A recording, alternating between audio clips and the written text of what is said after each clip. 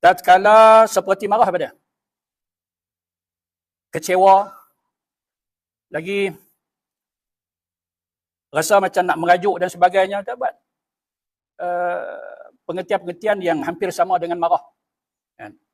Maka kesemua itu, marah, rasa radang, rasa macam nak meluat dan sebagainya, pada sesuatu yang tiada disukainya, sesuatu yang kita rasa tak mau berlaku, tak ingin ianya terjadi, maka ketika itu, inilah nama dia sabar.